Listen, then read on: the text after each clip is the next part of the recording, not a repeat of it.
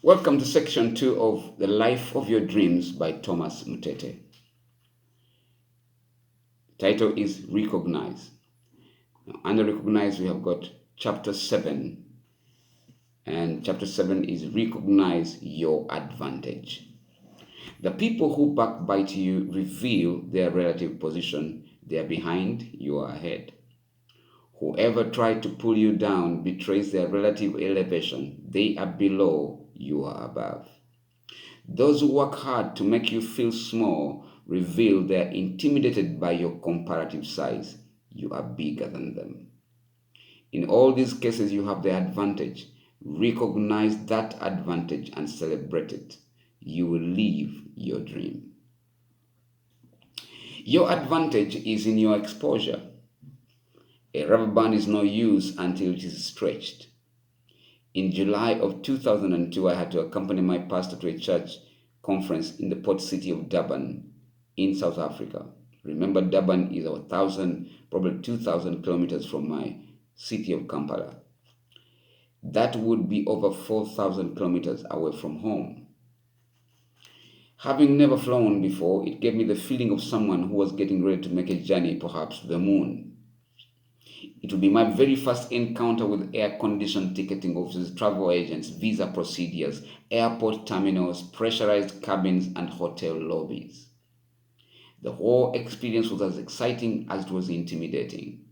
My progress was slow, cautious, erratic, and almost apprehensive. Every step of the way, I was learning something new. I felt like there were cushions of air under my feet when I finally had my air ticket, passport with visa, and a yellow fever vaccination certificate in my hands.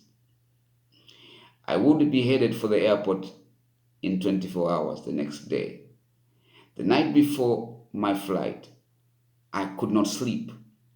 I stayed awake talking to my wife. She had been to South Africa before, so like an anxious child, I asked her all the relevant questions. She in turn told me all she knew. She told me about the culture shock of entering an African country with so many white people. She told me about the gigantic shopping malls, the smooth roads, organized neighborhoods, and so on and so forth. We counted the few dollars we had over and over again on our bed. I kept cross examining the visa and checking if my passport was still where I had placed it from time to time. I remember borrowing a part of the money I paid for my air ticket, but everything in me screamed one phrase: South Africa! I do not remember the journey to the airport because I think I was not there.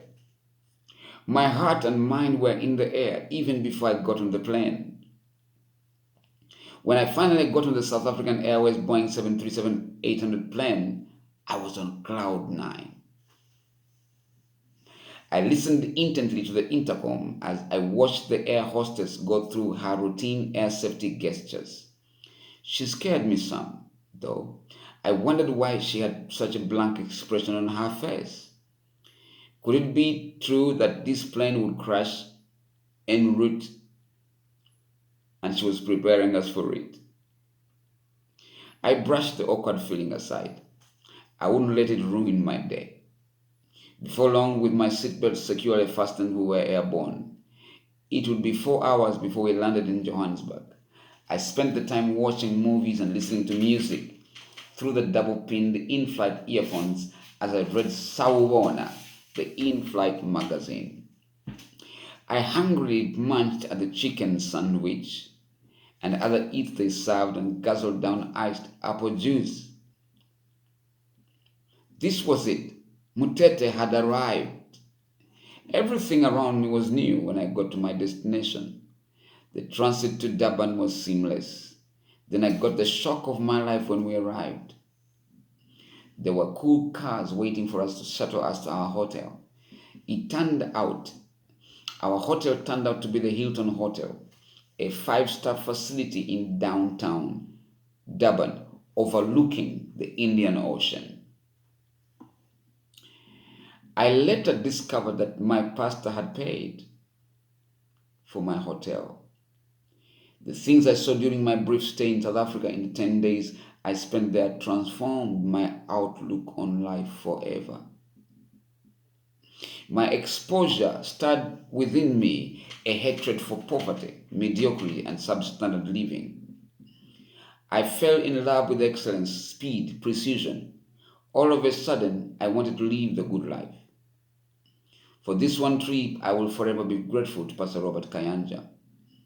The trip may have stretched me financially, but it was the one thing I needed to open my eyes to see what my future might look like if I chose. In the next 4 years, I made about five more mission trips back to South Africa, preaching the gospel of Jesus Christ. And this was just the beginning of a whole new world of adventure.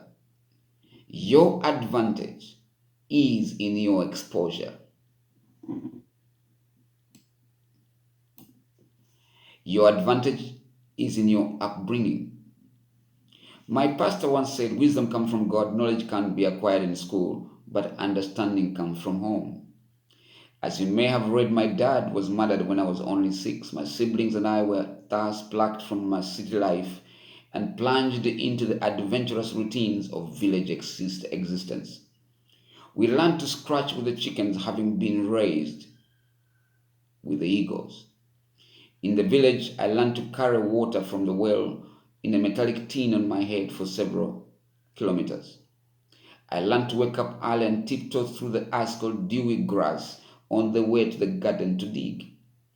I got used to walking to school barefoot after our schoolmates laughed at my sister and I for being the only kids in wearing shoes.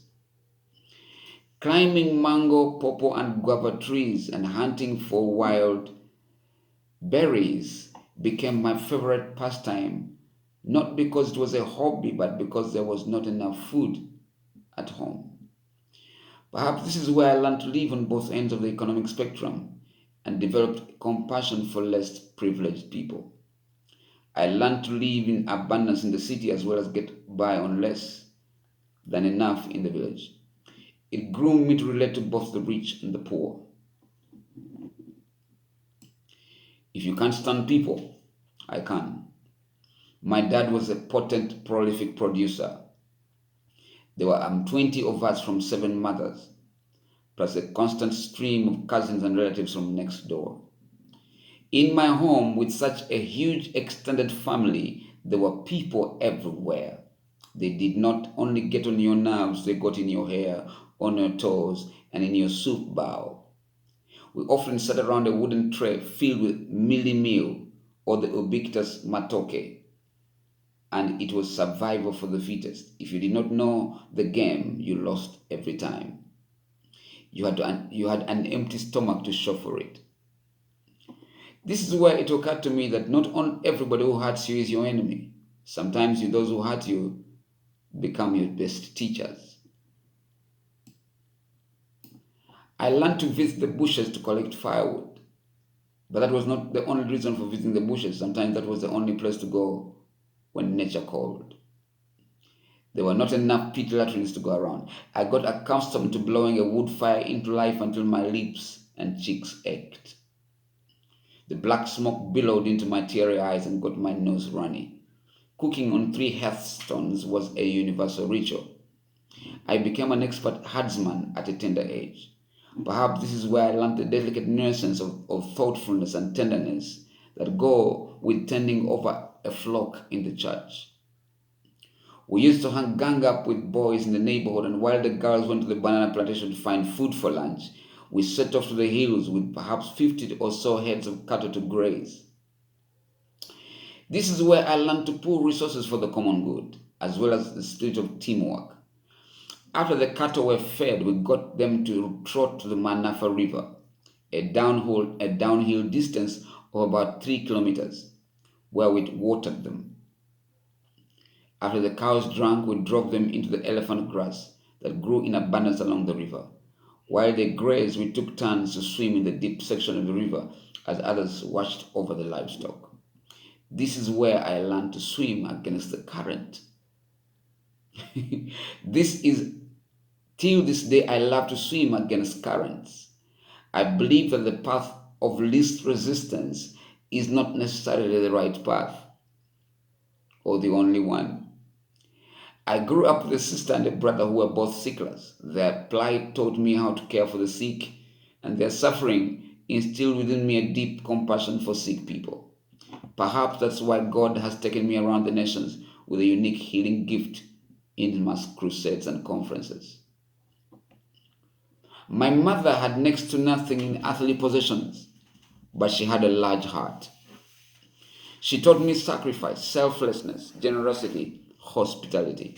On occasions during the famine of 1980, she did not mind going to bed hungry as long as we had eaten. These are traits which have helped me squeeze through my tight corners in life. Your advantage is in your relationships. The people in your life are buttons in the elevator. Some will take you up and others will take you down. Save for the people you meet and relate to and the books you read. You will be the same person 5 years down the road. I met Sylvia when I was in my second year at the university in 1992. She was in her freshman year in the Faculty of Technology offering architecture. At that time, I was the chairman or pastor of the fellowship in the complex hall, the only mixed hall in the university. She had come to my room with a friend of hers after fellowship. We used to have fellowship every Wednesday. It was not unusual to have a crowd of girls and a few boys following me to my room after those 8 to 10 nightly fellowships. We mingled freely like family. The guys always came to scavenge what each had left in my room. The girls mostly came for additives, onions or oil, to go fry their cold beans kept after supper. And I was happy to share. 20 years later, those buddies now occupy high profile professional positions in Uganda and around the world.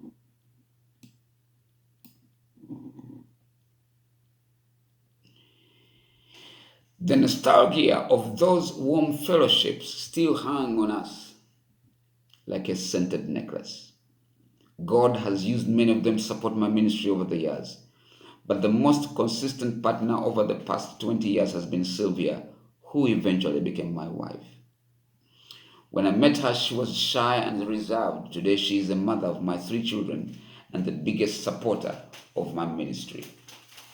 Through her architectural firm, she has sponsored conferences and crusades in 12 countries where I have gone to preach. She has bought air tickets and paid hotel bills and even supported pastors.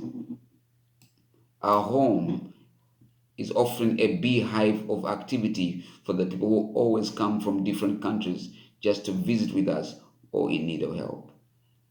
She has turned out to be the best choice I ever made for a friend and a life partner. As a child of God, the greatest advantage you have is your relationship with God and the people whom He draws towards you. You have a Father in heaven who has an eye everywhere.